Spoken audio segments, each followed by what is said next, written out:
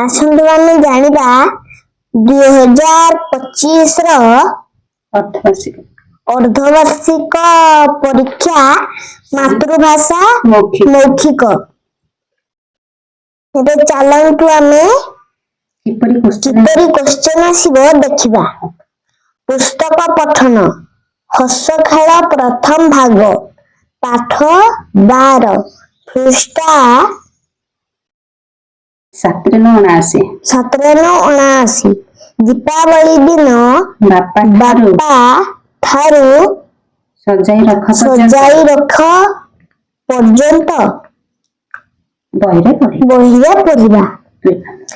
2 number ହସ ଖେଳ ବହିର ଯେକୌଣସି ଗୋଟିଏ ପଦ୍ୟ ଆବୃତ୍ତି କର। 3 ନମ୍ବରରେ ନିମ୍ନ ପ୍ରଶ୍ନ ଗୁଡ଼ିକର ଉତ୍ତର କୁହ। ଗର ଗର ପରି ଆଉ 2ଟି ଶବ୍ଦ କୁହ। ଝର ଝର କର କର।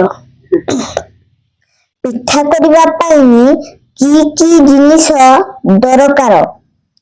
ପିଠା ଖଡ଼ିକା, ତାୱା, ତେଲ, କୁରାଢ଼ୀ, ଗ୍ୟାସ୍ ଦରକାର। ହାଟରେ କଣ କଣ ମିଳେ? ହାଟରେ ବିଞ୍ଚଣା, ପନିପରିବା, ଫଳ ଇତ୍ୟାଦି ମିଳେ। ତୁମ ଘରେ ଆଉ କିଏ କିଏ ରୁହନ୍ତି? ବାପା, ମା, ଭାଇ, ଭଉଣୀ ଅନ୍ୟମାନେ ରୁହନ୍ତି।